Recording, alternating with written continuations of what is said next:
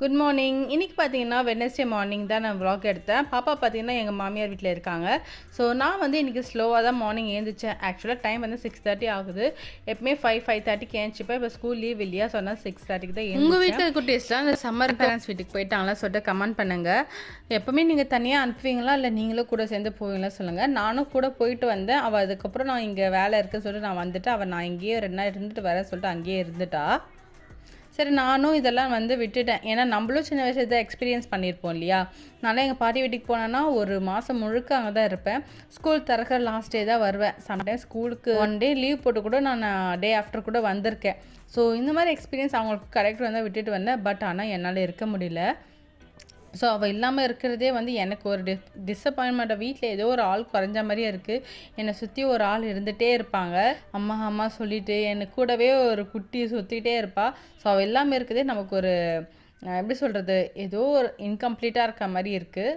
உங்களோட சைல்ட்ஹுட் மெமரிஸில் இந்த மாதிரி உங்கள் பாட்டி வீட்டிலலாம் போய் நீங்கள் ஸ்டே பண்ணியிருக்கீங்களா சொல்லிட்டு கமெண்ட் பண்ணுங்கள். பாட்டி வீட்டிலலாம் நீங்கள் யார் வீட்டில் போய் ஸ்டே பண்ணியிருக்கீங்கன்னு சொல்லிட்டு கமெண்ட் பண்ணுங்கள். அதே மாதிரி இப்போ இருக்க ஜென்ரேஷனை உங்களோட கிட்ஸை வந்து யார் வீட்டில் நம்பி விடுவீங்கன்றதை கமெண்ட் பண்ணுங்கள். ஸோ அது ரொம்ப முக்கியம் இல்லையா.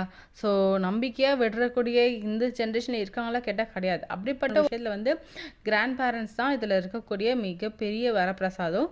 ஸோ இதில் பொறுத்த வரைக்கும் என் பாப்பாவுக்கு 2 கிராண்ட் பேரண்ட்ஸுமே சரி நல்லா பார்த்துப்பாங்க. அவள் நல்லாவே அதை அவங்க கூட அடாப்ட் ஆகிக்குப்பா.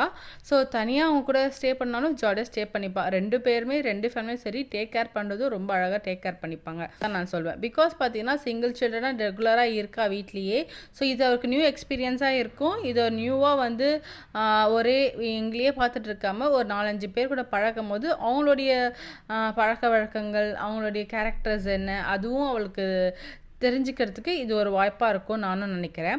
உங்கள் வீட்டு கிட்ஸை வந்து நீங்கள் யார் வீட்டுக்கு அனுப்பியிருக்கீங்க, அப்படி அனுப்புனா யாரை நம்பி அனுப்பிங்கன்னு சொல்லிட்டு சொல்லுங்கள்.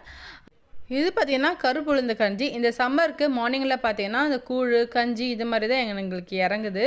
ஸோ பாப்பா இருந்தாலுமே அவள் அதான் சாப்பிடுவா. நான் என்ன பண்ணேன், இன்றைக்கி கருப்புளுந்து கஞ்சி செய்யலாம்னு சொல்லிட்டு அதுக்கு எல்லாமே ரெடி பண்ணிகிட்டு இருந்தேன். 1/2 கப்பு வந்து ஊர் அரிசி நான் எடுத்திருக்கேன். நீங்கள் வேணால் வீட்டில் இருக்க சாப்பிட்ற அரிசி கூட நீங்கள் எடுத்துக்கலாம். 3/4 கப்பு கருப்புளுந்து எடுத்திருக்கேன். இது 2த்துக்கும் சேர்த்து வந்து 10 பல்லு பூண்டு, கொஞ்சமாக ஜீரகம் போட்டு கொஞ்சம் உப்பு போட்டு ஒரு 3லேருந்து 4 விசில் போட்டு எடுத்துக்கணும். ஓப்பன் பண்ண உடனே பார்த்தா நல்லா மத்து வச்சு கடிஞ்சிட்டு அது கூட 1 கப்பு தேங்காய் பால் போட்டு அது கூட ஏதோ தேங்காய் தொழிலோ எது வேணால் வச்சு சாப்பிட்லாம். இந்த சம்மருக்கு மார்னிங் ஹெல்த்தியாக இருக்கும். ஆஃபீஸ் போகிறவங்களுக்கு இது ஈஸியாக செஞ்சு ஒரு பாக்ஸில் எடுத்துகிட்டு போயும் நீங்கள் யூஸ் பண்ணிக்கலாம்.